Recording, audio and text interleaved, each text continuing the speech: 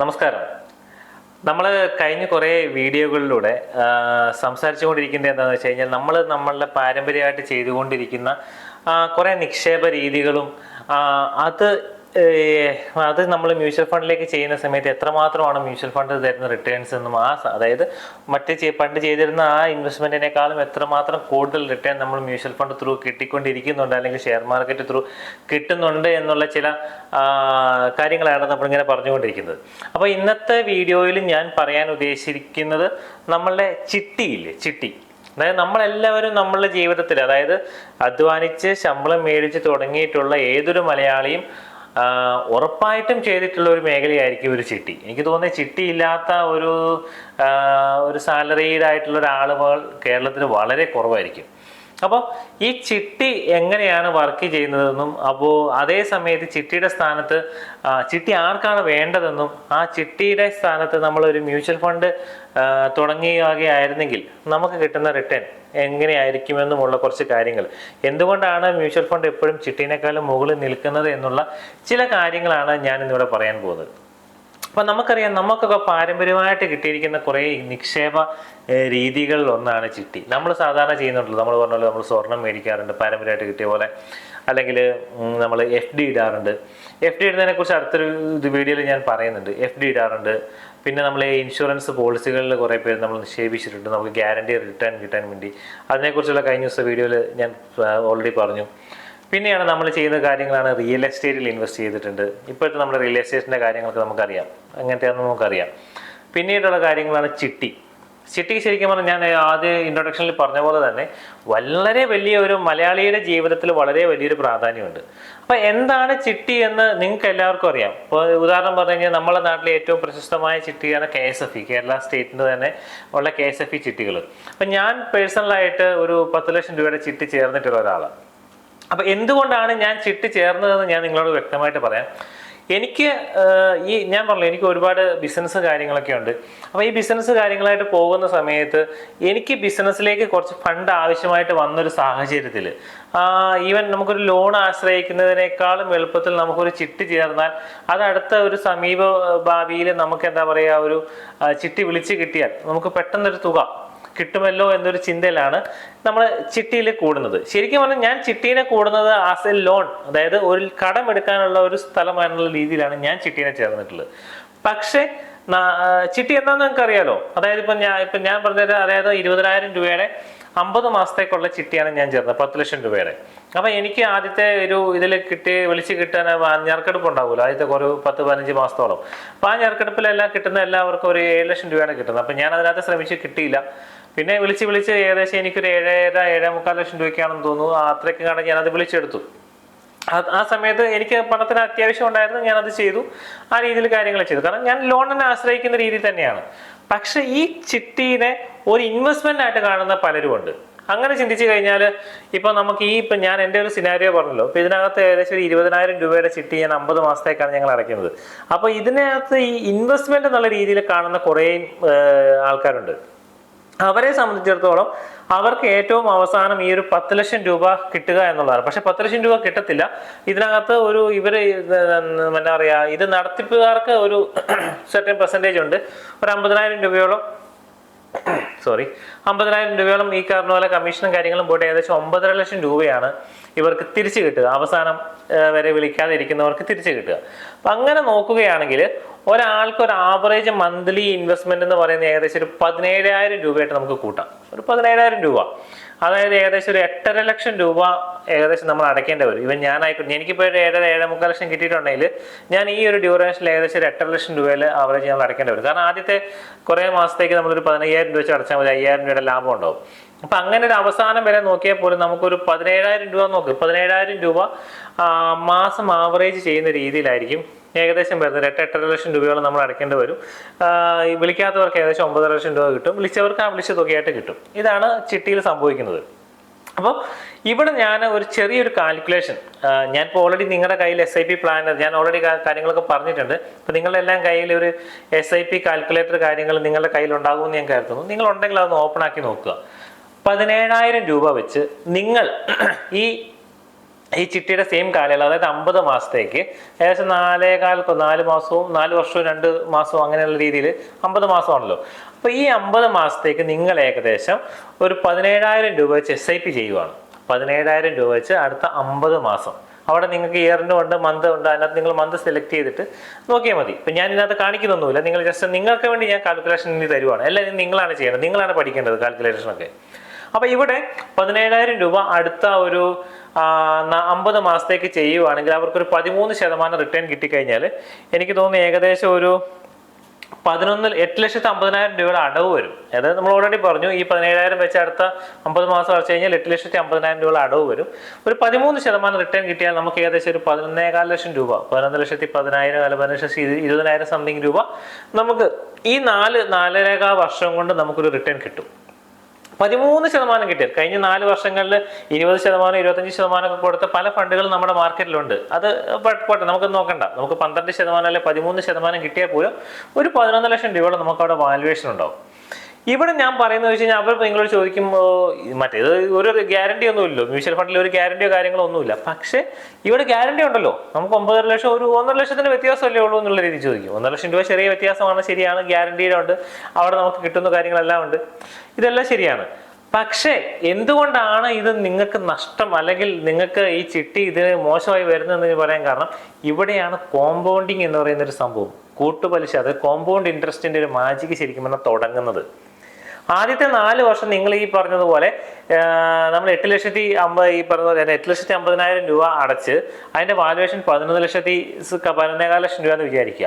അപ്പോൾ ഒരു ഇൻവെസ്റ്റർ ആയിട്ട് ഇതിനെ ചിന്തിക്കുന്ന ഒരാൾ വീണ്ടും അടുത്ത ഒരു 10 ലക്ഷത്തിൽ ചേർന്നിട്ടുണ്ടാവും. അയാളെ സംബന്ധിച്ചോളം വീണ്ടും അടുത്ത 20,000 SIP തുടങ്ങുവാണ്. SIP അല്ല, ഈ പറഞ്ഞ പോലെ ചിട്ടി തുടങ്ങുവാണ്. അപ്പോൾ വീണ്ടും അയാൾ രണ്ടാമത്തെ ഇതിലേക്ക് ചേർന്നു, അയാൾക്ക് 8ാമത്തെ വർഷമുണ്ട്. അങ്ങനെ ചിന്തിച്ചു കഴിഞ്ഞാൽ ഈ രണ്ടാമത്തെ 8 വർഷം ആകുമ്പോഴേക്കും ഏകദേശം അയാൾ അടയ്ക്കുന്ന തുക എനിക്ക് തോന്നിയ ഒരു 17 ലക്ഷം രൂപയോളം ഈ അതായത് 100 മാസം കൊണ്ട് 17,000 വെച്ച് 100 മാസം കൊണ്ട് ഏകദേശം 17 ലക്ഷം രൂപ അടയ്ക്കണം. നമുക്ക് ആദ്യം 8,50,000 അടച്ചിട്ട് 11 ലക്ഷമാണ് 13% കിട്ടിയതെങ്കിൽ ഇവിടെ നമ്മൾ 17 ലക്ഷം അടച്ചിട്ട് അതിന്റെ വാല്യുവേഷൻ ഏകദേശം 30 ലക്ഷം രൂപയോളം വരും 13% കിട്ടിയാൽ. അതായത് ആദ്യത്തേന്ന് വെച്ച് കഴിഞ്ഞാൽ 8,000-നേക്കാൾ ഒരു 3 ലക്ഷത്തിന്റെ വ്യത്യാസം ഉള്ളൂ, 2-3 ലക്ഷം വ്യത്യാസമുള്ളൂ. പക്ഷേ ഈ ഒരു 4 വർഷം കൂടെ കഴിഞ്ഞപ്പോഴേക്കും ഇതിന്റെ വാല്യുവേഷൻ അടച്ച തുക 17 ലക്ഷവും വാല്യുവേഷൻ 30 ലക്ഷമായി, 13 ലക്ഷത്തിന്റെ വ്യത്യാസമായി വാല്യുവേഷൻ തമ്മിൽ. അങ്ങനെ ഒരു ടേമും കൂടെ അയാൾ ചെയ്തെങ്കിലോ അടച്ച തുക 17 ഏകദേശം 25,50,000 ആകും. അതിന്റെ കാരണം ഈ 8,50,000 വെച്ച് 3 ടേം, അതായത് 3 ചിട്ടിയായിട്ട് 3 പ്രാവശ്യമായിട്ട്, അതായത് 12 വർഷം കൊണ്ട് 12 വർഷമായിട്ട് ചേരുന്ന ഒരാൾ അടയ്ക്കുന്ന തുക ഏകദേശം 25,50,000 ആയിരിക്കും. പക്ഷേ ഇവിടെ SIP ആയിട്ട് ചെയ്യുവാണെങ്കിൽ അയാൾക്ക് ഏകദേശം കിട്ടുന്ന വാല്യുവേഷൻ എന്ന് പറഞ്ഞാൽ 61 ലക്ഷമാണ്. ഞാൻ പറഞ്ഞല്ലോ, അതേ സമയത്ത് അയാൾ ഈ പറയുന്ന പോലെ ചിട്ടി തന്നെയാണ് ചേർന്നിട്ടുണ്ടെങ്കിൽ 9.5 ലക്ഷം വെച്ച് 9.5 ലക്ഷം ഇൻറ്റു 3 തവണ ഏകദേശം ഒരു 28,50,000 രൂപയെ അദ്ദേഹത്തിന് കിട്ടുന്നുള്ളൂ. അല്ല 30 ലക്ഷം കോട്ട്, ഏറ്റവും കൂടി 30 ലക്ഷം രൂപയെ അദ്ദേഹത്തിന് കിട്ടുന്നുള്ളൂ.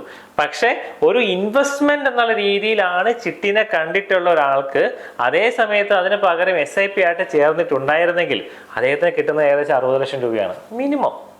പക്ഷേ 60 ലക്ഷം ഇല്ല, 50 ലക്ഷം കിട്ടിയാലും മതി. എന്നാൽ പോലും 20 ലക്ഷം രൂപയുടെ അധികം കിട്ടുന്നുണ്ട്. ഇതൊരു കോമ്പൗണ്ട് ഇൻട്രസ്റ്റ് ആണ്. ഈ ചിട്ടീനെ മാത്രം ആശ്രയിച്ച് ജീവിക്കുന്ന എത്ര പേരുണ്ടെന്നറിയോ? ചിട്ടിയാണ് ബെസ്റ്റ്, ചിട്ടിയാണ് ബെസ്റ്റ്. ഈവൻ ഹൗസിംഗ് ലോൺ വരെ ലോൺ എടുക്കാതെ ചിട്ടി ചേർന്ന് ചെയ്തുകൊണ്ടിരിക്കുന്നവരുണ്ട്.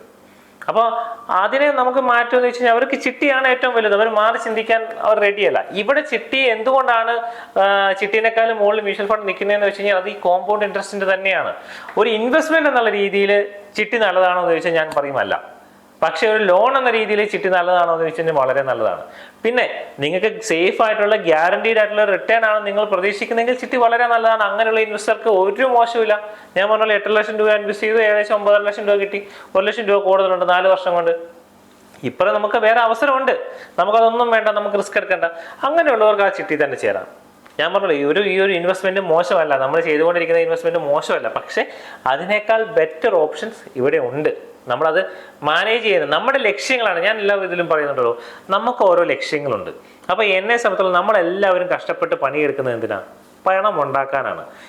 ഓരോ ദിവസം പണി. ഇപ്പോൾ എല്ലാവരും ചിലർ പറയുമോ എനിക്ക് പണത്തിൻ്റെ വലിയ ജീവിക്കാനുള്ള പൈസ മതി.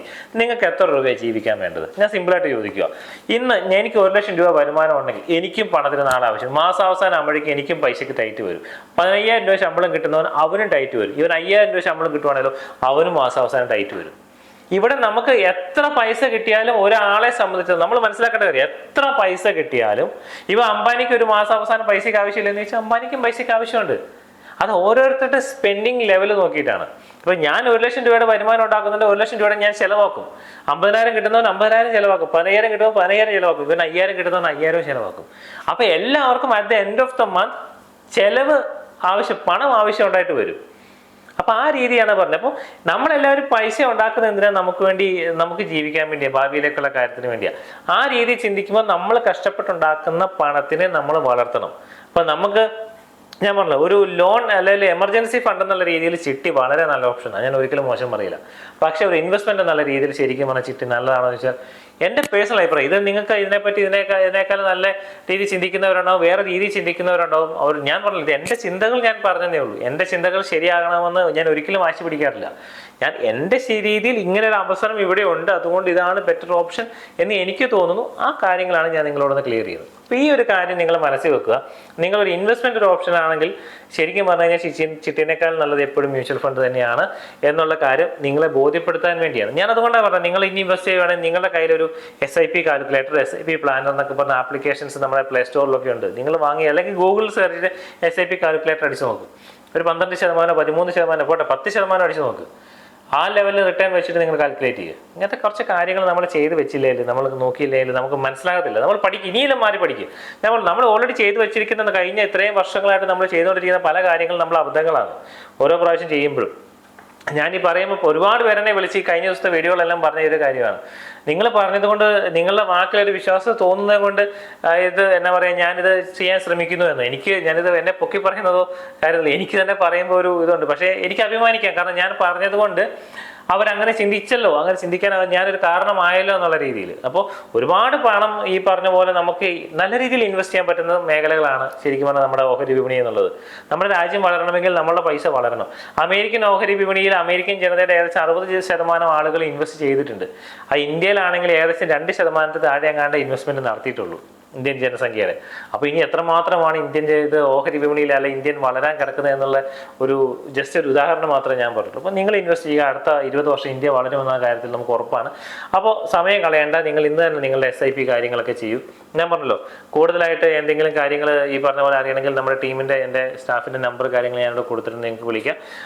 എന്താ സർവീസ് ആവശ്യമുണ്ടെങ്കിലും ചെയ്യാം. ഇതിനോടൊപ്പം തന്നെ ഞാൻ നിങ്ങളോട് ഒരു കാര്യം കൂടെ പറയുകയാണ്. നിങ്ങൾ ഇതുവരെ ഹെൽത്ത് ഇൻഷുറൻസോ ടേം ഇൻഷുറൻസോ എടുത്തിട്ടില്ല എന്നുണ്ടെങ്കിൽ നിങ്ങൾ ഇൻവെസ്റ്റ്മെന്റ് ചെയ്യുന്നതിന് മുൻപ് തന്നെ നിർബന്ധമായിട്ട് നിങ്ങളുടെ ഹെൽത്ത് ഇൻഷുറൻസ് എടുത്തു വെക്കുക. ഏറ്റവും കുറഞ്ഞ ഹെൽത്ത് ഇൻഷുറൻസ്. ടേം ഇൻഷുറൻസ് അവരുടെ ഇഷ്ടമാണ്.